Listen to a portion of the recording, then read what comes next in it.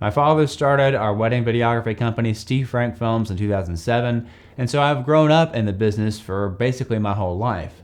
Now, I have missed out on a lot of birthday parties because of it. However, it's done such a wonderful job at allowing me to express myself in creative ways and giving me outlets for making short films and feature films, because as we all know, these things cost money. Actors have to be paid, locations have to be rented, police officers need to be paid on set to make sure everyone's safe, and so everything kind of ties together into this nice little system that I've got. And I want to talk to you about how this got set up, because at the end of the day, we all want to be able to create something great, but we need to have the resources to be able to do that. And that's one area where not a lot of filmmakers are very sure of really what to do. How do I make money? How do I use the gift that God has given me in this creative art to be able to not only, make something that people will want to watch, but something that will allow me to continue to make great stuff and not have to worry about, well, where is my next paycheck coming from?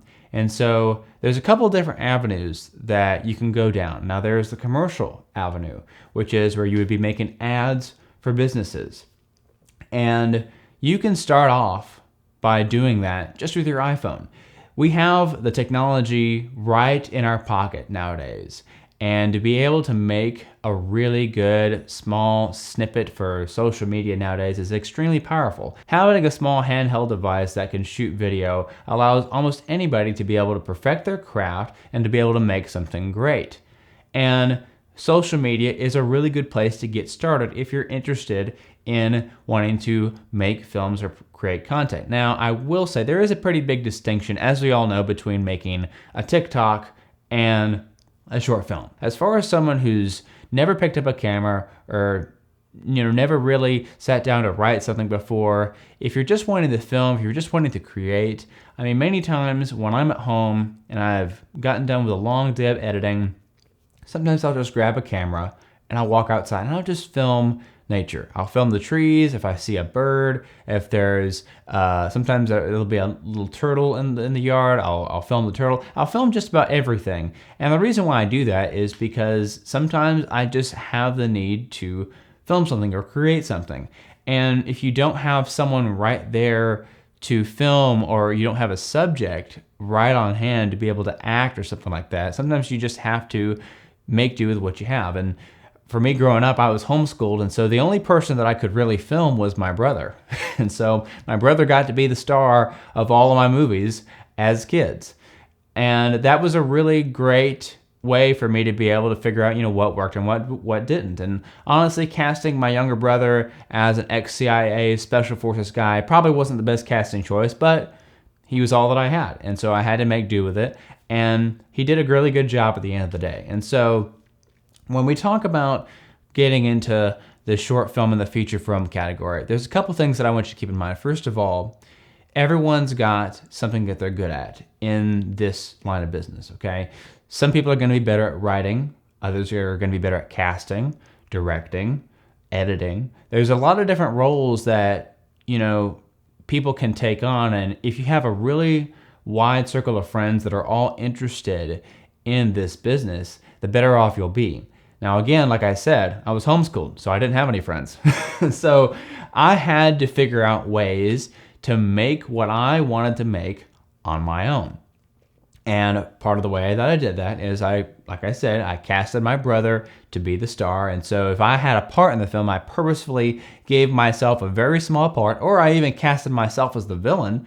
Typically because, villains are side characters, there's not as much screen time, and I could have my brother shoot those small scenes for me playing that part, and then I would shoot him playing his part. So that was sort of the workaround that we'd established. Now, my dad also helped us out with filming both of us because he obviously started the company, and I learned a lot from him. And so in the instances where we could pull him away from editing and pull him away from working on weddings, he was able to help us make our short films.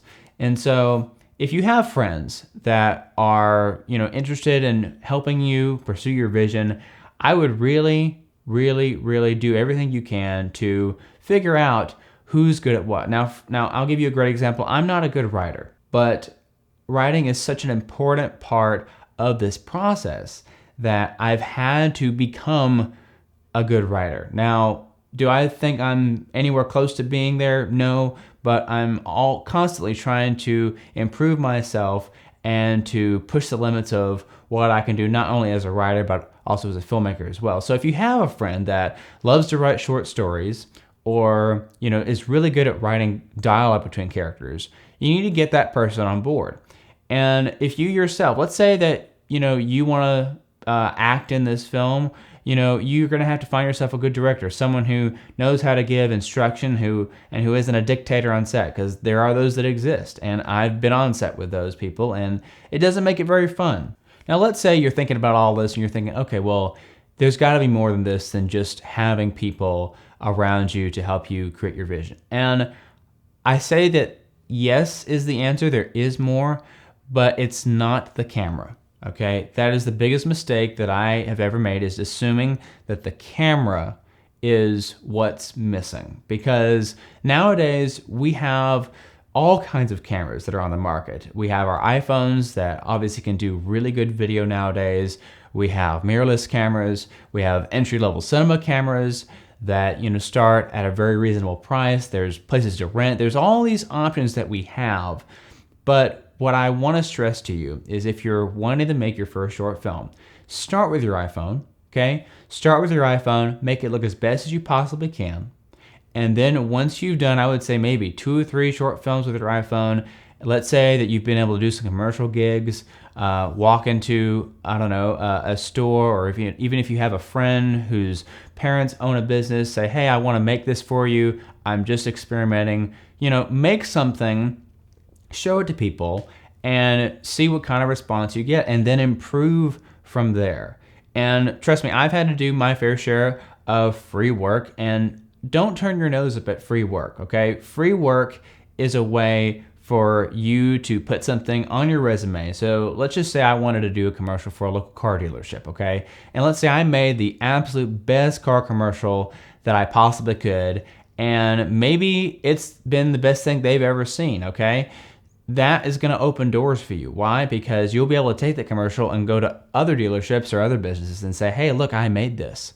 I'm going to charge you X amount of dollars for this commercial right here. And the price is going to depend upon the area you're in. And so, for instance, in the Wiregrass, Dothan being, the larger city of all the surrounding areas, it's not Atlanta. It's not Mobile. It's not Birmingham. It's not Nashville. So you're going to have to figure out what price works best for the market, because you don't want to price yourself out of the market, because then you won't get any business. But you also don't want to undercut the existing people that are in the market, because then sure, you might get a lot of business, but the other video people in the area might not like you. so that's a little bit of a balancing act, and I wish I could give you some more concrete figures on how to make that work, but honestly, that's just going to be dependent upon where you live. So you've got your first 2 or 3 short films in the bag, but you're wanting to improve your audio quality. And that's one of the biggest things that is going to stump people, is how do you capture good audio? Now, you're listening to me right now, and you don't see any microphones in the frame, but what you don't see is the fact that there's actually a microphone right here, and it's literally just out of frame of the camera. You won't be able to see it, but that's one of the ways that I capture great audio. And great audio is always going to trump great video. You could have a $40,000 Red Cinema camera filming yourself or filming an actor, but if your audio is terrible, the only thing that audiences are going to pick up on is the bad audio. Why? Well, I think it's because we've been listening to music for thousands of years. We know what good music is. Some songs will come on the radio and, it might be your favorite artist, but if that song doesn't resonate with you, or the instruments or the vocals, or if there's something that's off about that song, it doesn't do well.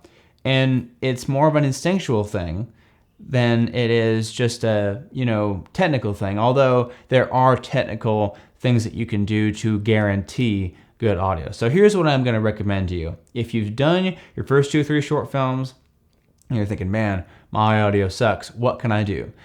I would honestly recommend doing a little bit of research on your own. Now, at the time of making this video, the best thing that I could recommend is the DJI mic, okay?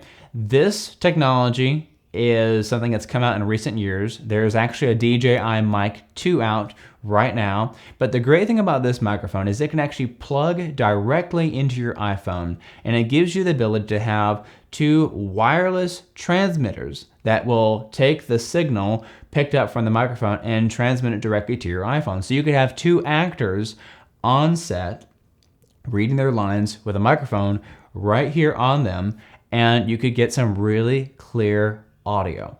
And that's going to drastically improve your level of audio quality. Not to mention the fact that we also have AI tools in some audio programs now that allow us to clean up the audio artificially. Dependent upon the software that you're using, it could be different. For me, I like to use DaVinci Resolve. DaVinci Resolve has a paid version, but also has a free version. Now, I'm not sure if the AI audio is available in the free version, but I know that in the studio version of DaVinci Resolve, you have the ability to clean up audio using artificial intelligence. So take advantage of that. Another thing I want to talk to you about is a piece of software called Adobe Podcast. Adobe Podcast, I believe that it is still free. Please double check that for me.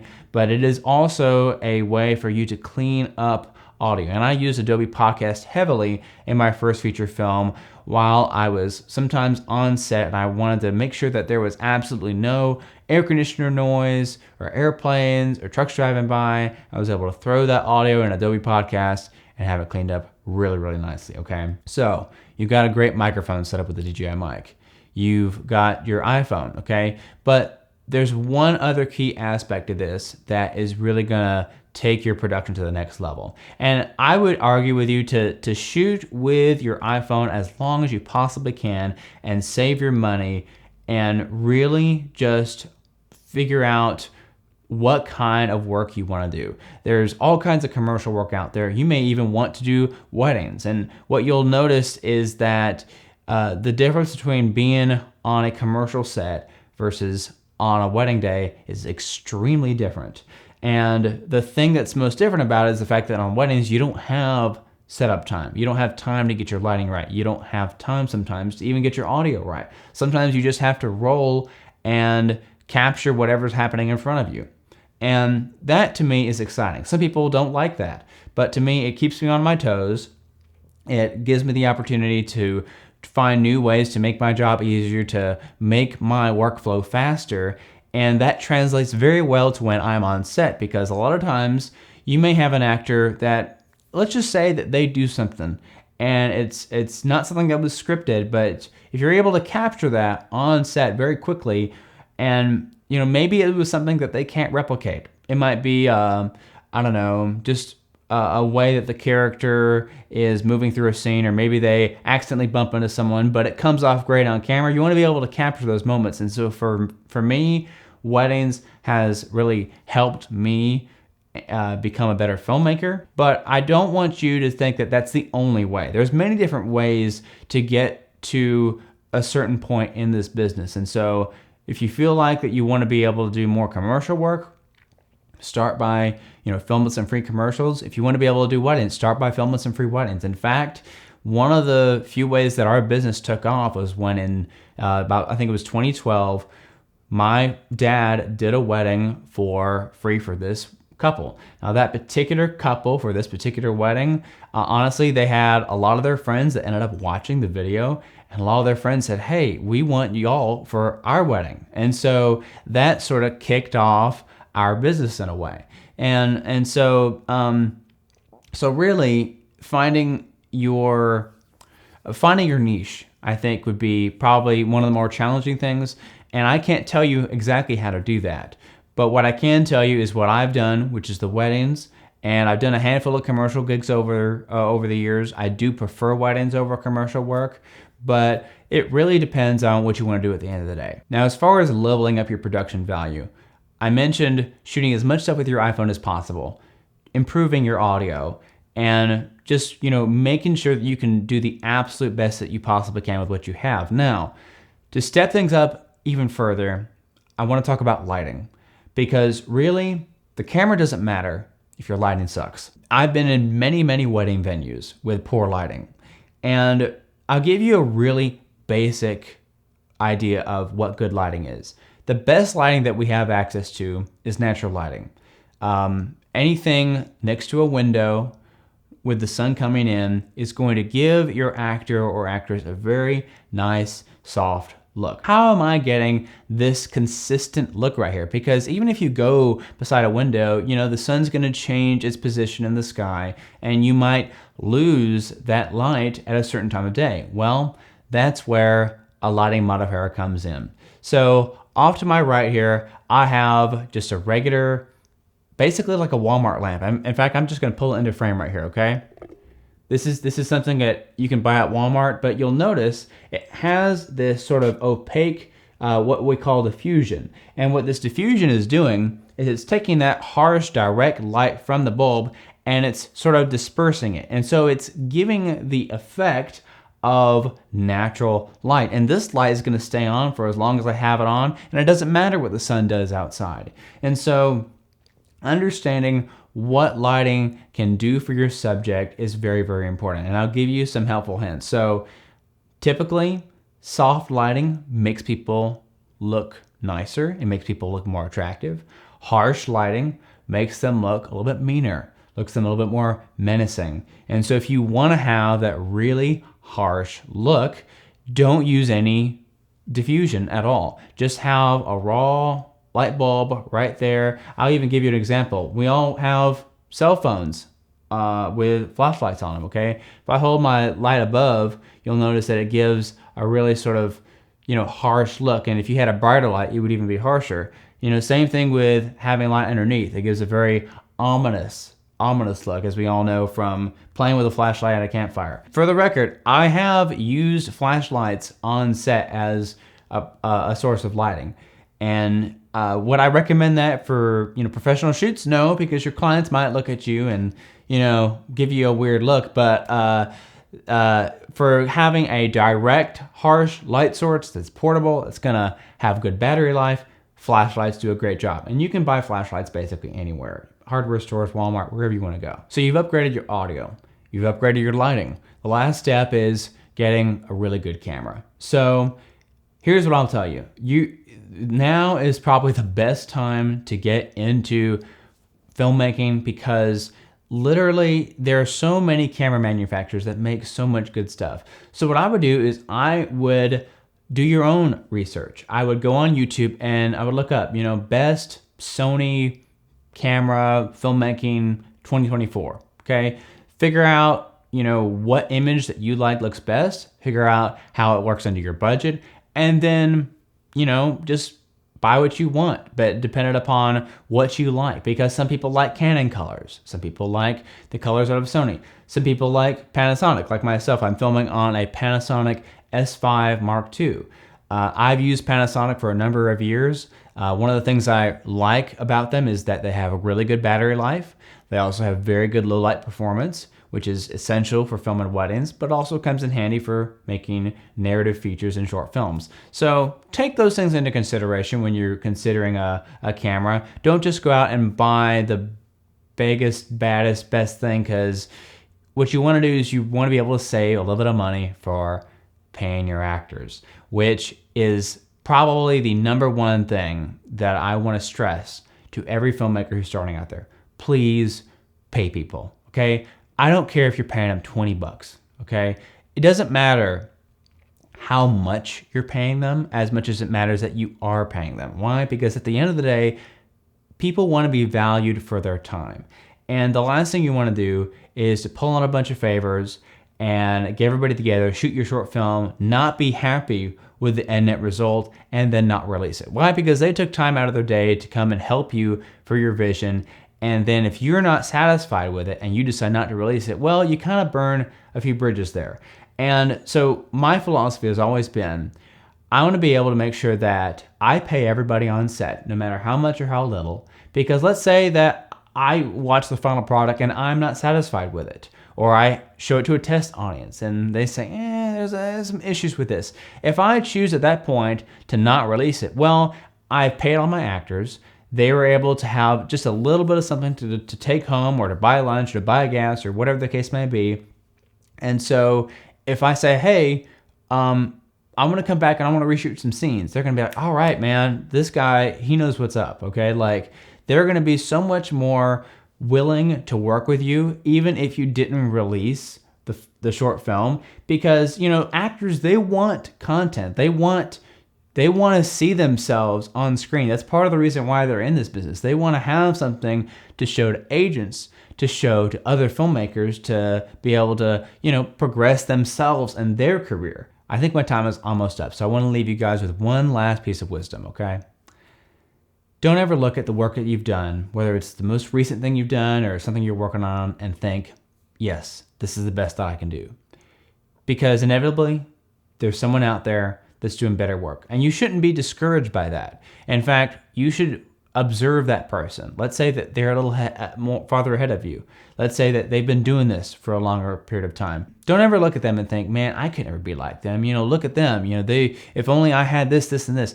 The reality is that everyone that's in this life is sort of having to figure things out for themselves. I'd love to be able to tell you that everything that I've done in my life is going to work perfectly for you and you should do things exactly like me, but that's just not the case because we're all different people and we're all sort of leading different paths in our life. And so if you get to a point where you're not satisfied with your work, don't be discouraged, but also don't be on the flip side of that where you're thinking, man, I got this in the bag. This is going to be great. I'm going to, smoke the competition, that sort of thing. Because inevitably, like I said, there's always a bigger fish than you. And so be humble, be nice to people. If you'd like to follow my work or see what I'm doing, you can follow me on Instagram. My handle is Jesse Frank Director. And if you'd like to learn more about the insights of filmmaking, I also have a Patreon page. And that page is designed for people who are interested in, getting really into the nitty-gritty technical aspects of filmmaking. But I've set it up to where if you only want to pay $5 a month, you'll get access to the same information as people who are paying $20 or $50. Those other tiers are really just for people who want to support my work, but I don't want to push people out who are wanting to learn that may not have, $20 a month to pay for a subscription. So if you want to learn everything about filmmaking, you can pay $5 a month on Patreon and you can message me on there, you can comment, you can ask questions, and I'll be putting out videos about my work now and my future projects as they roll off the assembly line. Thank you all for watching. God bless you, and thank you.